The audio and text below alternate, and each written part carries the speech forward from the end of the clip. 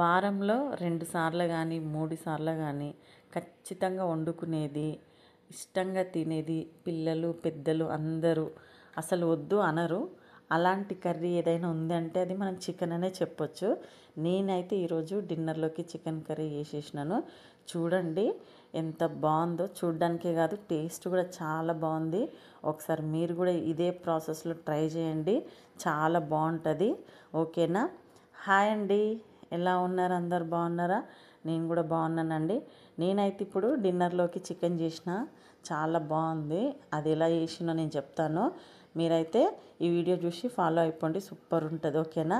ముందైతే కడాయి పెట్టుకొని 2 medium size ఉల్లిగడ్డలు అయితే నూనె వేడైనాక వేసి, ఉల్లిగడ్డ మెత్తగా ఉడికినాక కొంచెం అల్లం ఎల్లిగడ్డ పేస్టు, ఇవాళనే మా అత్తమ్మ నూరింది, చాలా ఫ్రెష్ అల్లం ఎల్లిగడ్డ పేస్ట్ అనమాట. అసలు స్మెల్ చాలా బాగా వస్తుంది.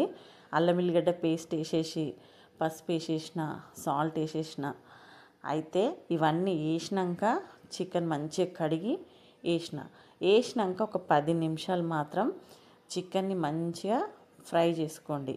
ఎట్లా అంటే మనకు ఆల్మోస్ట్ చికెన్ ఉడికిందా అని అనిపిస్తుంది అనమాట. కారం మాత్రం అప్పుడే వేయొద్దు. నేను చికెన్ 10-15 నిమిషాలు మంచిగా నూనెలు ఉడికినాక చూడండి, స్పైసీగా అంటే మనకు కారం ఎక్కువ వేసుకోండి, కొద్దిగా స్పైసీగా బాగుంటుంది. కారం వేసేసి నేనైతే కలుపుతున్నాను. ఇది అయితే రైస్లోకి బాగుంటుంది, చపాతీలోకి కూడా తినొచ్చు. కాకపోతే బగారా రైస్లోకి ఇట్లా వండుకుంటే మనకు కలుపుకోవడానికి రాదు. కాకపోతే వైట్ రైస్లోకి మాత్రం చాలా సూపర్ ఉంటుంది అనమాట. చూడండి ఈ కన్సిస్టెన్సీ అంటే మనకు అలా నేను ఫ్రై చేసినాక ఒక మీడియం సైజ్ టమాటా వేసి కొద్దిగా వాటర్ అయితే వేసినాను, మనకు టమాటా కూడా ఉడకాలి కదా. మంచిగా ఒకసారి అయితే కలుపుకోండి. చూడండి మనకు ఆనియన్ అయితే ఎక్కడ కనిపించదు, అంటే మొత్తం స్మాష్ అయిపోతుంది, ఉడికిపోతుంది. మనకు ఆ కలర్ బ్రౌనిష్ కలర్లోకి రావాలి చికెన్ అనేది మొత్తము. ఇప్పుడు నేను టమాటా వేసినా కదా, కొంచెం వాటర్ యాడ్ చేసేసి పెట్టేసినాను. ఒక 10 నిమిషాలు సిమ్లో పెట్టేసి అయితే మనం పెట్టాలి. చాలా బాగుంటుందండి టేస్ట్ అయితే. ఒకసారి మీరు కూడా ట్రై చేయండి. ఈరోజు అయితే నేను చేసినాను, పిల్లలైతే వెయిట్ చేస్తున్నారు అనమాట చికెన్ కర్రీ కోసము.